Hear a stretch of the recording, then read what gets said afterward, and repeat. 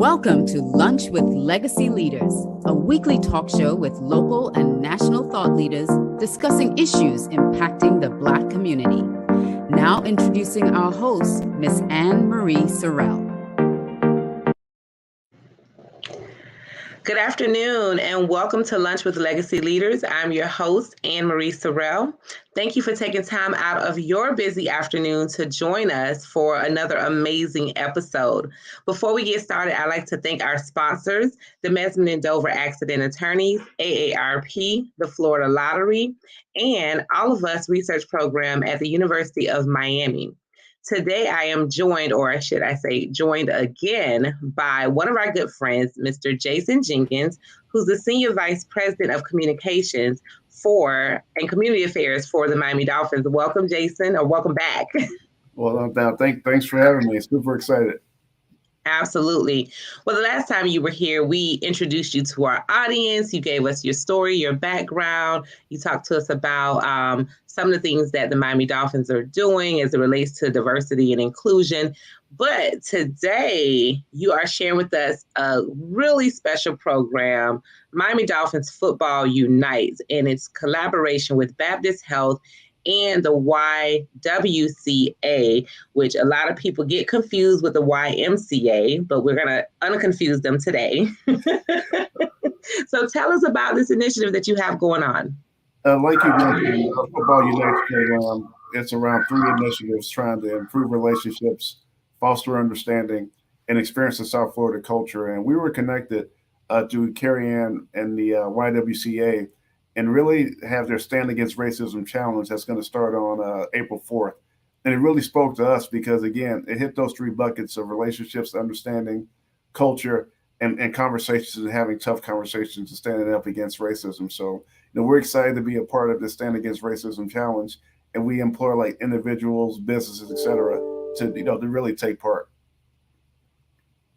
That is great. So for those who don't know Carrie, she's amazing, great friend of mine, and she does really good work with the YWCA. Of course, there's other Ys across the region as well, but in particularly with the South Florida Y. So can you tell us more about the Stand Against Racism initiative and why that's so important? Well, for us, we be real great stewards of the community.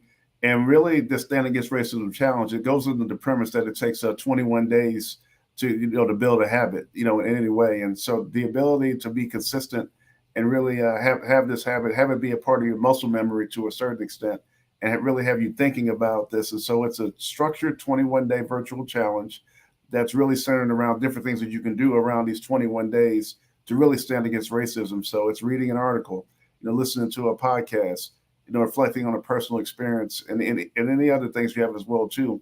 And we hope at the end of these 21 days, there's a greater awareness, a greater accountability, and a greater perspective of those that are different around you with the goal against standing against racism.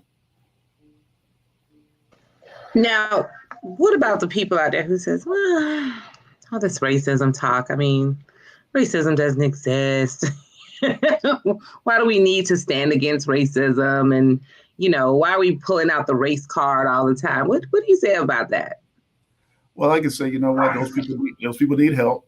Initially around that, because it definitely exists, definitely in our society, and obviously it's a polarizing topic. But we feel that for people that say they want to do things, to say, hey, we were impacted by George Floyd, we were impacted by different things that are going on, we were impacted by all these senseless tragedies throughout South Florida. Well, here's a way to take part, and here's a way to really get involved. And I think it's important to us from a society to have a focus on humanity. And I think unless you have other perspectives, unless you've walked in someone's shoes or have an understanding to do that, this time is now where everyone it's out there. There's no hiding from it. There's no running from it. And I think with the goal of the YWCA, which one of their missions to eliminate racism, it fits within there as well too. So there's going to be 14 weeks, one around power in the film of television. The second week will be about the importance of living wages. The third, understanding reproductive justice. Fourth, what is critical race theory? And these are really, important issues and important learnings. And when I talk to, whether it's other employees, whether it's people I see in the community that really have a heart around these issues, well, we also have to educate ourselves around these issues as well too. And I'm excited to learn more about these things in hopes of being a better person, a better employee, a better husband, and a better organization. And we feel our team is excited because we feel there's going to be some really intentional change, after this is done. But also, let's move these conversations forward in a productive way.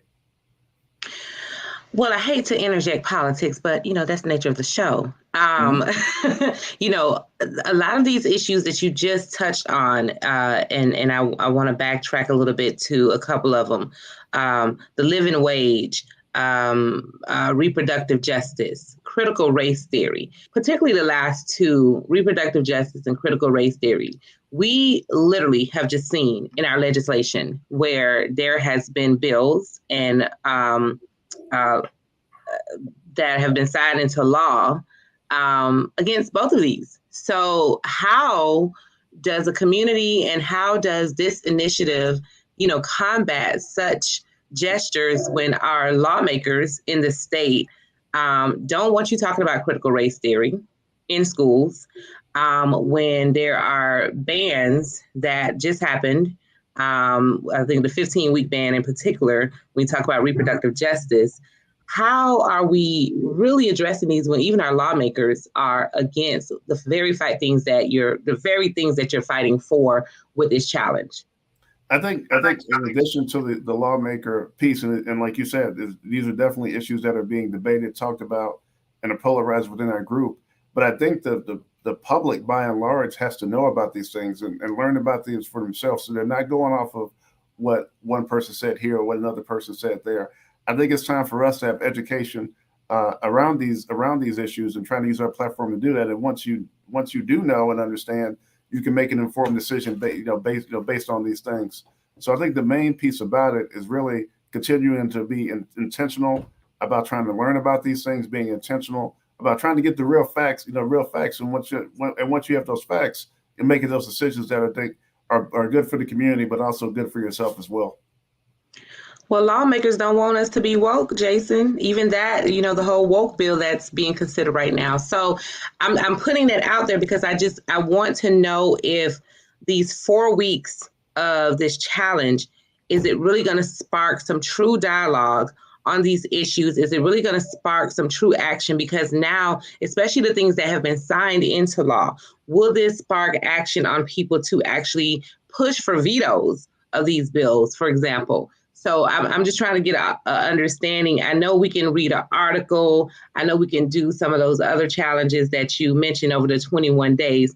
But how do we spark real challenge, real change through these different weeks and conversations that you're going to be having? No, absolutely. And I think those are realistic questions and things that we have to look at this and see where we are at the end of this. Because if we don't have those kind of intentional impacts after that, it's not where we want it to be. So we're proud to support the YWCA on their journey.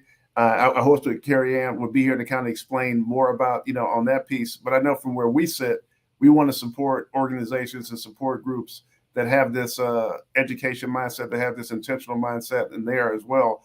But you're right. I mean, I think at the end of this, we have to be able to judge, we have to be able to measure, and we have to be able to say what we've done to continue, this positive dialogue, because at the end of the day, without that, it wouldn't be the success that we hope for it to be. Absolutely. And I just want to ask you from an organizational standpoint, how will the Dolphins, or I know this is great. This feels really good, right? But we saw what just happened with Disney, right? When Disney came out and stood by their employees and said, we do not support the don't say, it's being tagged as a don't say gay law, right? And again, because you addressed some of these weeks that are going to address some laws that recently passed in Florida, your agency, your organization is now in supporting an initiative that could potentially, for the people who support the opposite of what you're supporting, how does your organization combat that? How do you deal with that? And especially in light of what Disney's been doing with them coming out and saying, absolutely no, this is unacceptable for this particular law as it related to the LGBTQ community. I mean, like, we support humanity in all its forms, and we support, programs there. I mean, for us as well too, we're going to go through this process and learn a little bit more about our organization and where we stand at the end of this as well too. So I think I'm excited for us to be on this journey and the role that I have to be able to, facilitate that. So we look forward to, continuing that, and then also seeing, in addition, what we can do more of to be better as well too. So I think for our organization, that's why we're putting our trust in the YWCA when they asked us to be a part of this program. It's a learning thing for us as well too. And I think when anything, you can't just sit and rest on your laurels. You have to learn and educate and be held accountable. So we look forward to continuing these conversations and seeing more about our organization as we move through it. Absolutely. Well, very good. So how does one get involved with the challenge? Do they go to a website? Do they now add a calendar and say every day I'm going to do this? Like, tell me more about how should I plan my 21 days, Jason? Well, I think YWCA, SouthFlorida.com. I think that's the best way to start. A member of the organization will be able to sign you up and get you involved there and put you on this path. But I think starting with the YWCA website is the best place to go in. And I know you're going to be putting it on the screen as well. But I think standing there, and they can give you all the information about getting involved, giving all the information about signing up as an individual, as a corporation, as a team, you name it, and kind of going from there. And I hope at the end of this, we can work with YWCA so they can have facts, figures, and also the tangible action that will happen at the end of this to make sure we're holding ourselves accountable and they're holding the community accountable to this program. Absolutely. Well, no, we definitely will need to invite Carrie Ann on over the next few weeks so we can get a progress report and see how things are going. We definitely want to share more information with the public. Will there be a way for us to kind of just check in on these weekly sessions or these weekly themes? Yes, my understanding they'll be having more information, on the website as it relates to each week and it relates to get involved. So I would suggest, checking that out and kind of going there and just seeing how we continue to educate ourselves as we go through this. And also too, the hope is that after these 21 days, this is something that's a part of you as well too. And so you won't need to go through this particular program, but you'll be able to kind of learn more about that as well. Absolutely. And we have on the screen the website. So we hope that everyone who is tuned in will definitely go to the website and sign up for the Stand Against Racism 21-day challenge by our good friends over at the YWCA, supported by Baptist Health and the Miami Dolphins. This is great. I really, as someone who's doing this work and every day, I just really hope to see change in our communities, in the mindset, and really shifting mindsets of various community members of all walks of life, and that we cannot, and that we no longer stand by to allow, especially laws, to combat what it is that we're fighting so hard for in our community. So I'm hoping that we really that you all get some participation in this program and people can really go within themselves, because I think that's a big part of the challenge is people being able to really go within themselves and do their own self-assessments and evaluations. Absolutely. Good. Thank you for providing this platform as always. Oh, no problem, Jason. And, do you have anything else you'd like to share with our audience?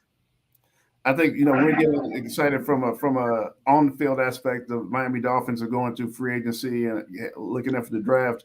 We trade away a lot of picks, so our draft party is going to be a little different, this year with some of the moves we've made. But right now, we're in the midst of the Miami Open, which has been an amazing transformation of this space, and looking forward. I don't know who your favorite, tennis player is, right now, but unfortunately, Paul Stevens was knocked out local product, but we still have a lot of people here, so we're excited about this event. And then also the Formula One coming in May 6th through 8th as well too, and we're doing a lot of initiatives around. We're going to have 14 minority-owned businesses and Black-owned businesses that'll be a part of this program. We have 12 students, whether they're either Miami Gardens residents or they go to Miami Gardens colleges, whether it's Florida Memorial, or St. Thomas's that's being involved in our program with the hopes of trying to get them gainful employment around here. Then also too, we're working with a STEM program in Bunch Park and having kids out there. So we're looking at having some cool opportunities for them. Willie T. Ribbs, who's a world-renowned and the first African-American Formula One driver, is going to be in town on the 7th and interact with the kids there. And so we just want to continue to provide hope, inspiration, but also provide opportunities for economic empowerment, economic development, and jobs as well through this event. And so, we have a good story to tell. We definitely want to look to do more. But, in terms of our intentionality, we want to continue to be able to do that to show, what a sports team can do to impact the community in real ways. I love that. And how else will the public be able to, because I went on the website for Formula One, tickets are sold out. I was trying to get a ticket, sold out. So I'm glad to hear there's some activation. Are there going to be any community event activations other than with the kids, or? We're working with the city of Miami Gardens on a couple things that we're hopeful to announce in the near future. We're kind of trying to finalize those things. But we also definitely want to make sure the community is impacted and involved with, in the event, whether it's from an education, employment, and business aspect. But we're also working with the city to look at some other ways we can make sure the community is involved as well. Can I meet Lewis Hamilton? Can I meet Lewis Hamilton? That's the question too. I'm still trying to figure it out. Listen, Jason, we need to meet Lewis Hamilton. Okay, that's our quest. All right, that's our quest, is to meet Lewis Hamilton. That sounds like a joint project we need to work on for sure. I love that. Well, no, I always love to hear, what you're up to in the community, what the Miami Dolphins is up to, and of course, what is happening in Miami Gardens at the Hard Rock Stadium. So thank you for sharing it. Please get us information as things come up and as we can continue to share and promote to the community what you have going on. Miami Dolphins is our home team, so we need to support, and I'm looking forward to the upcoming season as well. So it's always exciting, no matter the track record. All right, now. We're working on that. We're getting there. We're excited. We're excited too. I mean, it's an awesome time, and this is a great time as we build some excitement and enthusiasm for all the events that come in, whether it's Jazz in the Gardens, Rolling Loud, the different events that come through here. So it's a real cool place to be, and it's a real great thing to see the transformation of this development, but also hopefully the transformation and impact for what it means for the city of Miami Gardens and surrounding communities as well. Absolutely. Absolutely. Well, Jason, just stay with me for a moment. We have some quick announcements, and thank you again for always bringing us great information, great initiatives, and for reminding us of the work that we have to continue to do in the community. Everyone, please join the Stand Against Racism Challenge. 21 days makes a habit. At least that's what they say.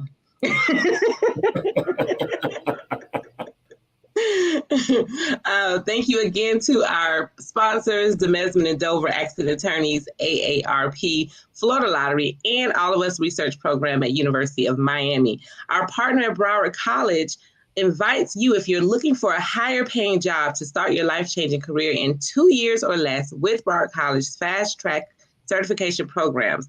Training is available for South Florida's top earning industries, and you can learn more at broward.edu/fast track legacy or call 954-306-9085. Be on the lookout for our upcoming Power issue, where we are featuring South Florida's most powerful and influential professionals in business and industry. Ooh, I wonder who made the cut. And we will be announcing and honoring them at our 16th annual Legacy Power Gala, which is approaching, and it is coming up on, what's the date on that? May 14th. You can RSVP and you can pay your fee, which tickets are $200, but that's inclusive of everything, plus a really good time, and to be in the presence of us at Legacy. So please make sure you get your tickets. You can email RSVP at miamediagrp.com. And of course, you can check out miamediagroup.com. And of course, we have something for everyone. So please tune in to our other shows. On Mondays, we have The Business of Black Business at 1 p.m. with Jay Reynolds. Tuesday, My Money, Your Money at 7 p.m. with Bridget Lumpkins. Wednesday, Soul at 7 p.m. with Nikki Jellin. Thursdays, yours truly, Lunch with Legacy Leaders at noon. And of course, Flavors of South Florida with Chef Irie on Thursdays at 7 p.m. And as always, this podcast, this stream is packed with great content. So please share this video, like it, and of course, mark your calendar and tune in and join us again next Thursday at noon. Thanks again, Jason. Well, thank you.